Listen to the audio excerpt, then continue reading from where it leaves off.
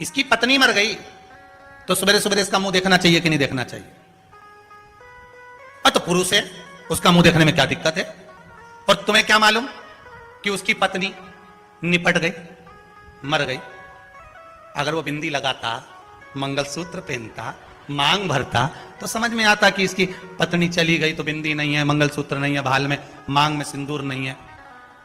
पर नारी, उसका पति चले जाता है तो लोग साधारण सी भाषा में कह देते, सुबह सुबह मुंह देख लिया, ओ ऐसा, कहां जा रही थी, पूजन करने जा रही थी, उसका मुंह दिख गया। कहां लिखा? जन्म परमात्मा ने दिया है, मृत्यु परमात्मा देते हैं। महाराज, किसका संबंध, किसका साथ, किसके साथ कितना है, ये वो लिख कर भेजता है। तुम किसी का मुख देखकर ये निर्णय नहीं ले सकते कि ये गलत है कि सही है।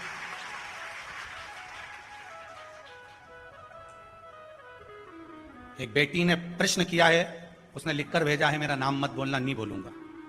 एक बेटी ने लिखकर भेजा है, मैं कथा में बैठी हूं, कोरोना महामारी में मेरा ससुर भी चले गया और मेरा पति भी चले गया, और हम दोनों घर में सास और बहू अपने छोटे से बच्चे को पाल रहे हैं। आज हमारे परिवार के लोग, हम निकल कर जाते हैं तो पूजन में कोई जाता है तो हमारा मुंह नहीं देखते। मेरा निवेदन केवल, उसका नाम नहीं लूंगा ना, उसको मैं खड़ा करूंगा। ऐसी एक बेटी नहीं, एक माता नहीं, ना जाने कितनी होंगी। अगर मुख देखने की लीला होती तो मेरे राम जी महाराज के पिताजी दशरथ जी शांत हुए थे तो मेरी 3 माताओं का भी तो मुख था। कौशल्या मैया, कैकेयी मैया, सुमित्रा मैया, वो भी तो रही। तो क्या अयोध्यापुर वासी मुख नहीं देखे, या राघव जी मुख नहीं देखे? ये हमारी सोच है, हमारी बुद्धि, हमारी दृष्टता, हमारी दृष्टि। फिर मैं निवेदन करूंगा, पापी को पापी नजर आता है, कपटी को कपटी नजर आता है, बेईमान को बेईमान नजर आता है, धर्मात्मा को धर्मात्मा नजर आता है, पुण्यात्मा को पुण्यात्मा नजर आता है, सत्कर्मी को सत्कर्मी नजर आता है। जिसकी जैसी सोच रहती है सामने वाला व्यक्ति वैसा नजर आता है। अगर मान लो पति चले भी गया, पर परमात्मा ने उसको जीवित रखा है।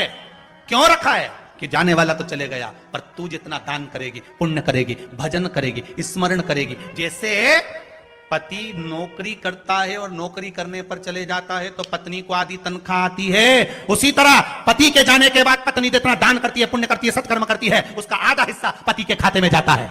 और पत्नी के जाने के बाद पति जो दान करता है, पुण्य करता है, सत्कर्म करता है, पति का करा हुआ उस पत्नी के खाते में जाता है।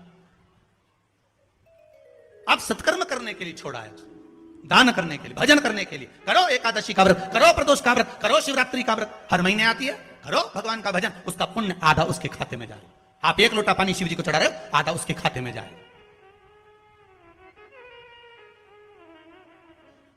मिलेगा। जब दोनों साथ रहते हैं ना, बहुत ध्यान देना महाराज, पति पत्नी दोनों साथ रहते हैं ना, अच्छा दोनों साथ रहते हैं और साथ रहकर जब सारी पूजन पाठ करते हैं और वो टच करके बैठी रहती है, तब भले खाते में नहीं जाए, पर जब एक रह जाता है, क्योंकि परमात्मा के यहां से लिखा है, जाना तो किसी को भी आगे पीछे है, वो तो उसके हाथ में। एक जब रह जाता है तब उसका हिस्से का भाग उधर पहुंच जाता है। शिव कहो, भगवत भक्ति में डूबे रहो, किसी पर आक्षेप लगाना उत्तमता नहीं कि मुख नहीं देखा जाए। कहां लिखा है, कौन कह रहा है मुख ना देखी?